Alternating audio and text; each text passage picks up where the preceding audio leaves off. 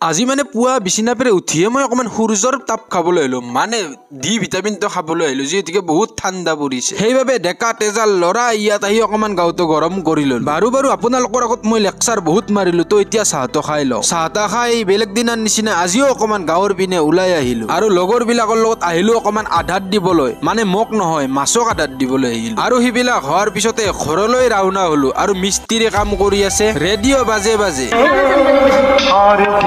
আৰু মাদাৰে মোক দি দিলে 200 টকীয়া নোট এখন আৰু ময়ো মোৰ ভেলখন লৈ গোবৰ্ধনলৈ বুলি ৰাওনা হলো